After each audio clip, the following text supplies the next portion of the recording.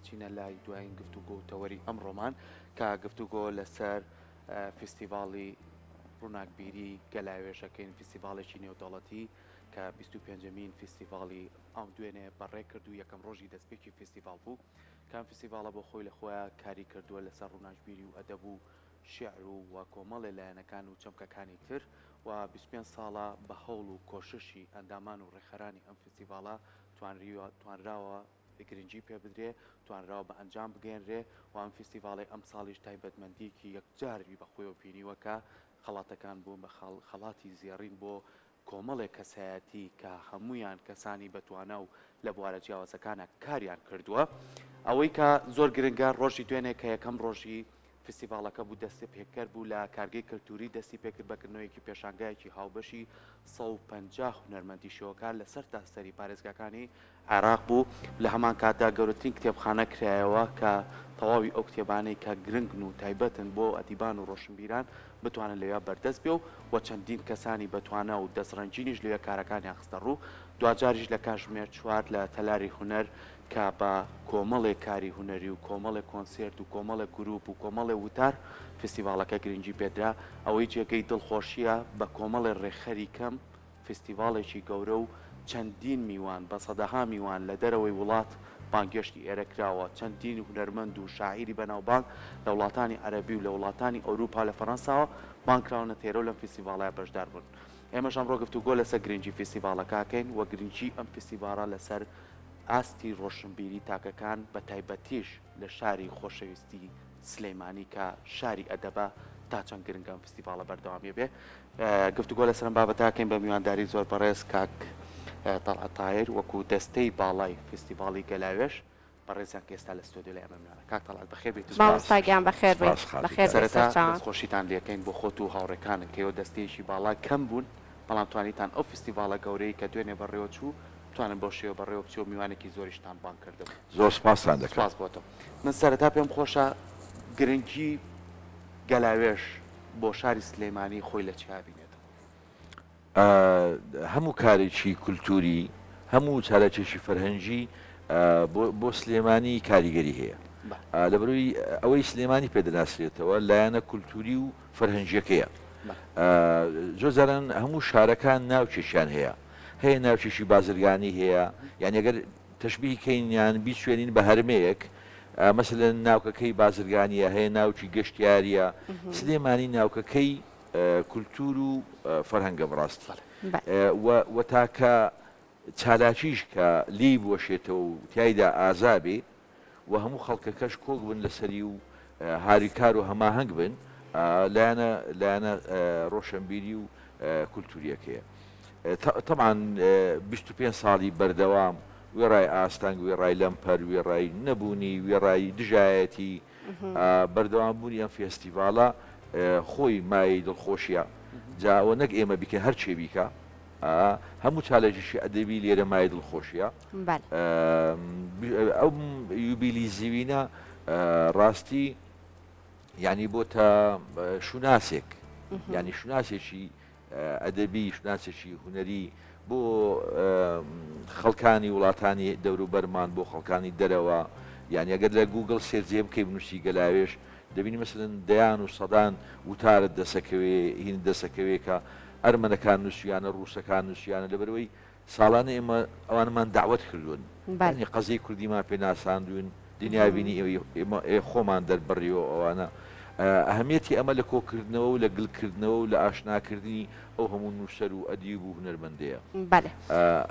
مامۆستاگیان ئەم ساڵیش فستیڤال هەروەکو ساڵانی تر چالاکیەکان تایدا بەڕێوە ئەچێ یاخود ئەم ساڵ کەمێک گۆڕانکاریتان کردووە لە چالاکیەکانی فستیڤالە یعنی ئەو گۆڕانکاریانەشی کە کراوە زیاترە چێتە چوارێکەوە پێشتر ساڵانی ڕابردوو کە دەتگوت فستیڤالی گەلاوێش یەکسەر ئەدەبیاتت بیر دەهاتەوە ینی زیاتر شعر چیرۆک لێکۆڵینەوە ڕخنەی ئەدەبی ئەم ساڵ ویستمان تای تەراژۆکە ڕێکەینەوە زیاتر گرنگ بە هونەر بدەین بە هەموو هونەرەکان بە تایبەتی هونەری میوزیک کە گەلی ئێمەیان کۆمەلگای ئێمە زۆر هاوتەری بوو هەماهەنگە لەگەڵ هونەری میوزیکە گۆرانی میوزیک لە هەمان کاتدا شێوەکاری لە هەمان کاتدا پانێڵی تایبەتمان کردووە بۆ مۆسیقا و شێوەکاری کەمە لە ساڵانی تران نەبووە ئەم ساڵ هەست بەدەکەی هوەر تایترازۆکە ینی هاوتا بووە لەگەڵ ئەدەبیاتە کە یانی دەریش چوو نەجاحەت دێنێ لەبەر خەڵکی ئێمە زۆر پەیوەستە بە گۆرانیەوە زۆر پەیوەستە بە مۆسیقاوە خەڵک زۆر پەیوەستە بە شێوەکاریەوە ینی ماڵ کەم ماڵ هەیە تابلوێشی تیانە بێ ینی لە مەدبەخەکەیە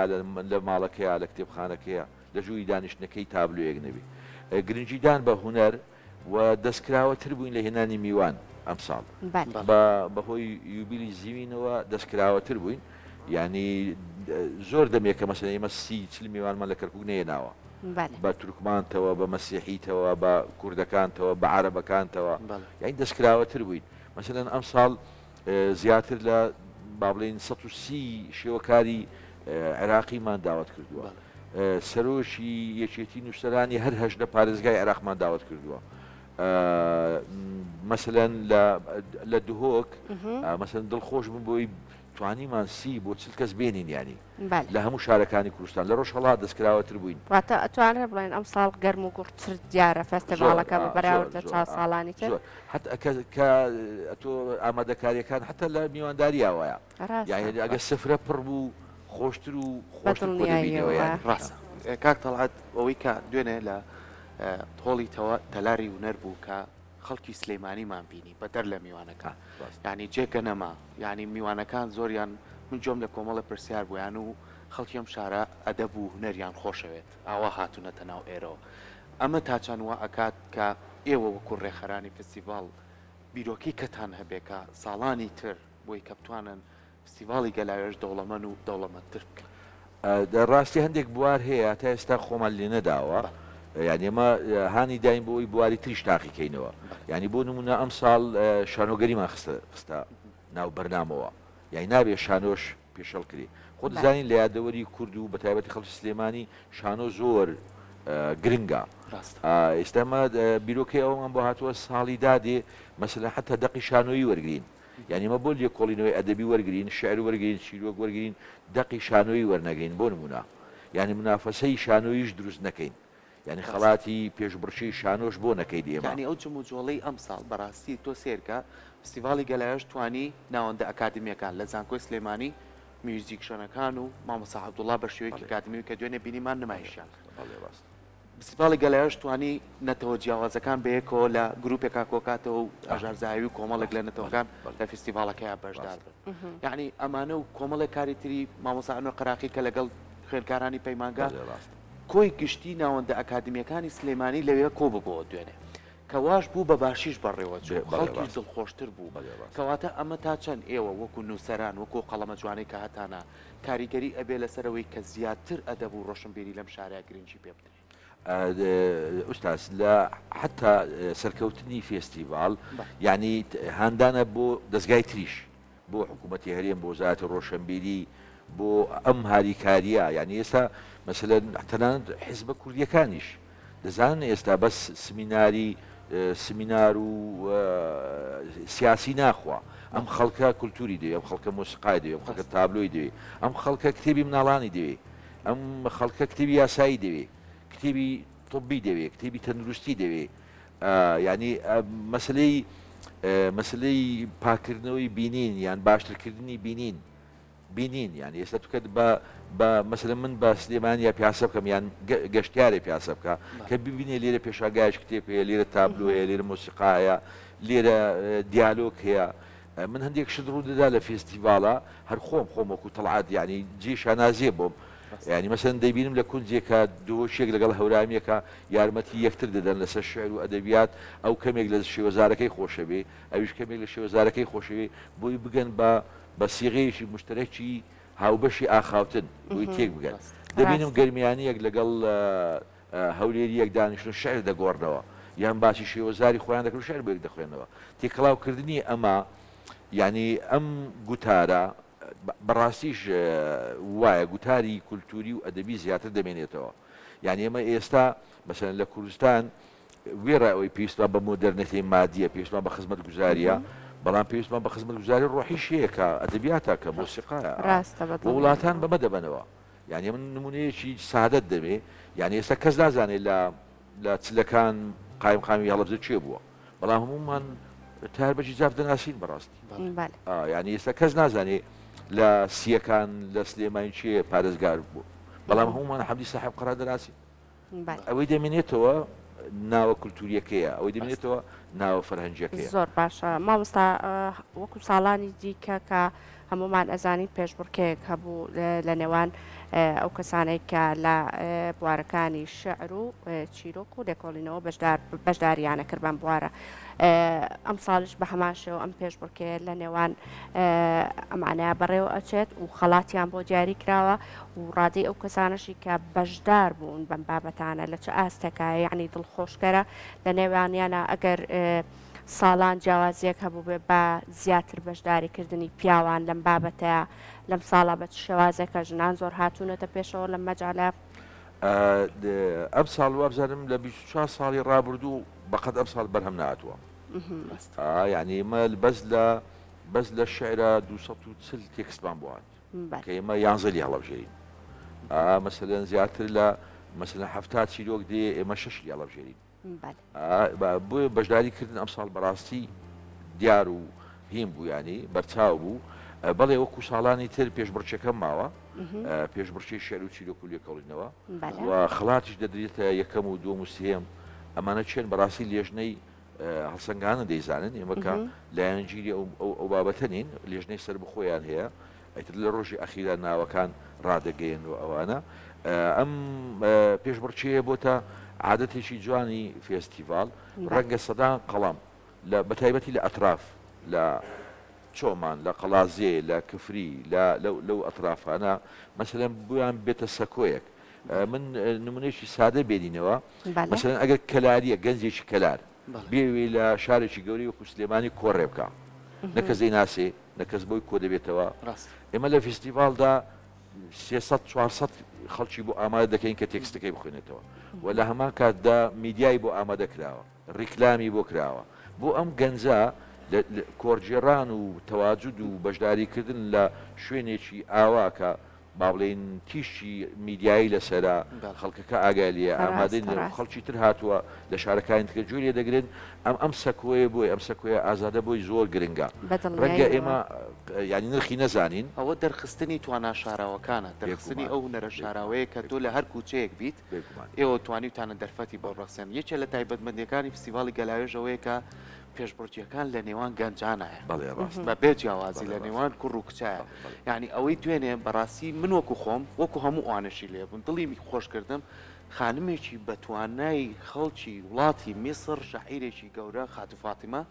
هاتە سەر مەسرح شعرێکی بەسەر شاری سلێمانیا بەسەر دەریاچەی دوکان و دەریاچەی سیروان و ئەمانە تا چەند گرنگە کە ئێوە لە فستیڤاڵەکە گرنگی بە گەنج بن گرنگی بە توانە شاراوەکان بن لە هەر شوێنێک بێ باکوورە ڕۆژهەڵاتە ڕۆژاوایە باشوورە بە هەموو شێوەکان کۆی بکەنەوە قسەکەت زۆر ڕاستە ئەم ساڵ مەسەلەن بەشداری ڕۆژهەڵات ینی حەفدە کەس ناوێن دەرچووە لە شەعر و چیرۆک و لێکۆڵینەوە بۆی مامایە دڵخۆشی بوو مەسەلەن لە بادینان هەروەتر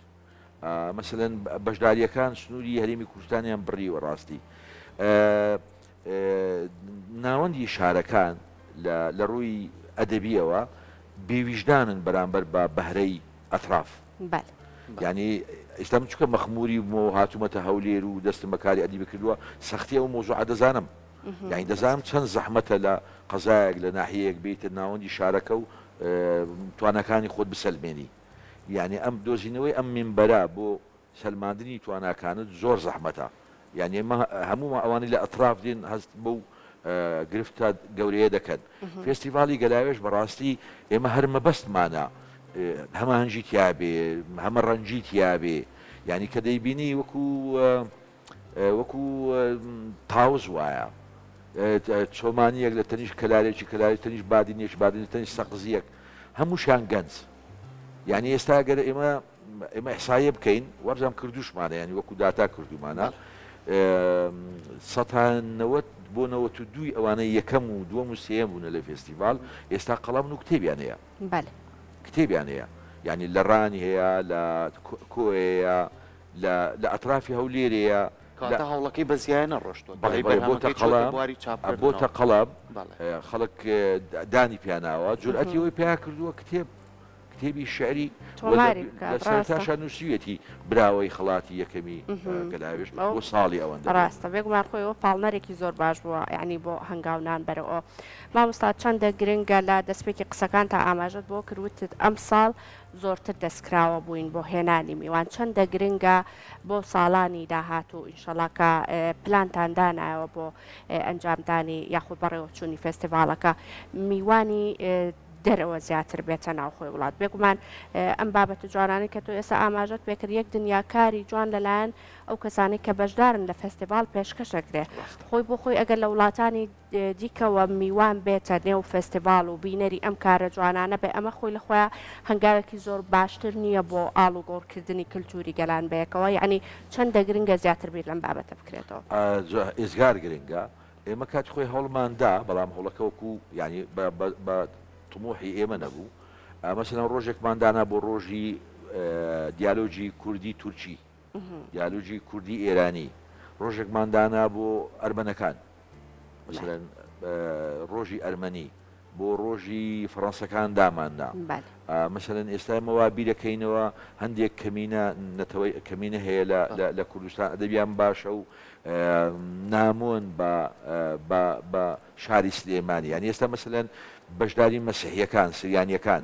ئەدەبیان شێوەکاریان کتێبەکانیان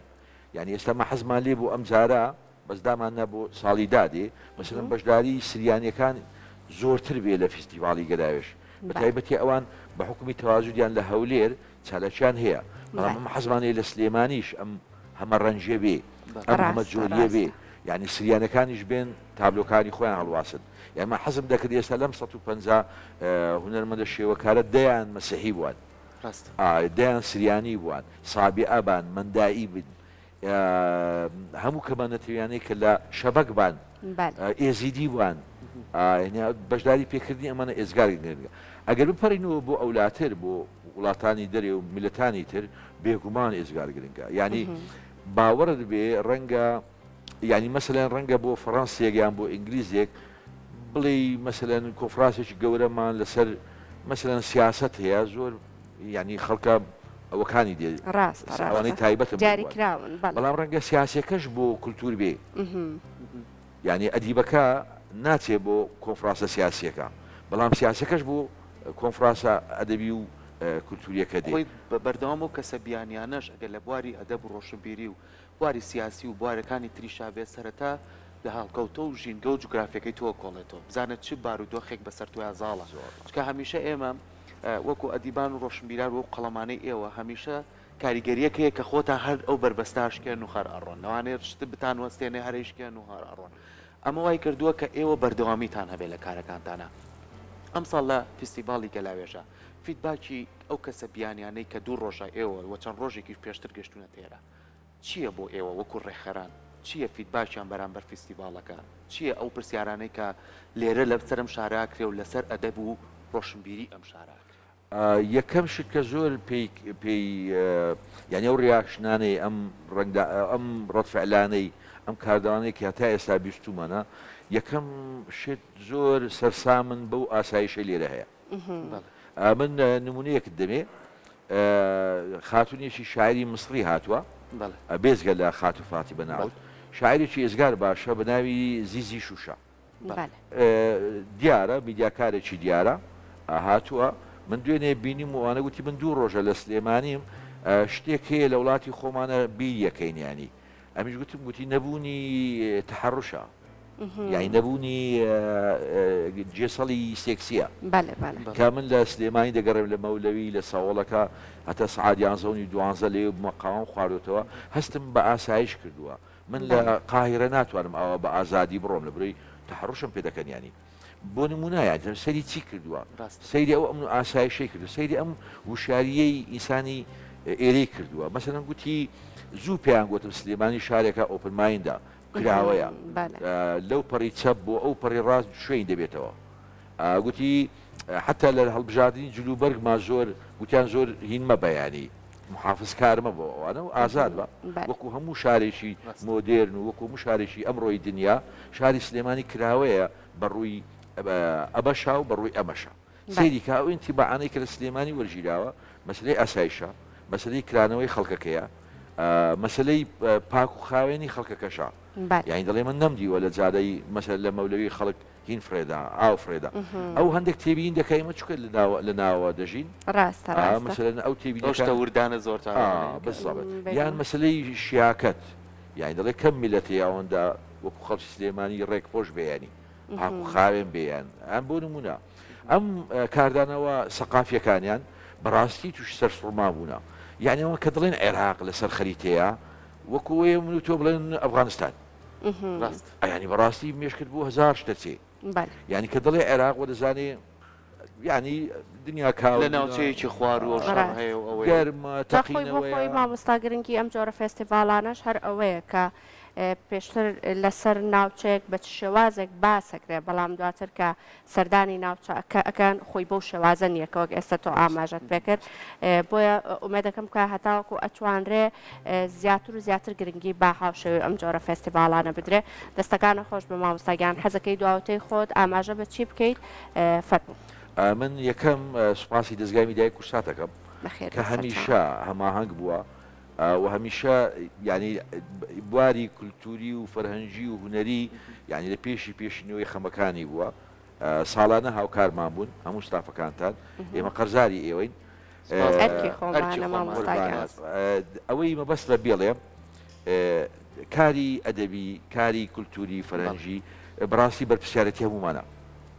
هەر هەمومان بە حکوومەتەوە بە ڕێکخراوی مەدەنیتەوە بە نەقابەکانەوە بە سەندیکاکانەوە بە هونەرمەندەکانەوە بەرزکردنەوەی ناوی کوردستان و پیشاندانی مەسەلەن ئەو کولتوری لە سلێمانی هەیە ئەم کولتوری لای کورد هەیە ئەم ژیان دۆستیە هەیە با نەزانین ئێمە بەس خەریکی شەڕ و ئاژا و بزانین ئێمە لە تەنیشت پێشبەرگەی قارەمان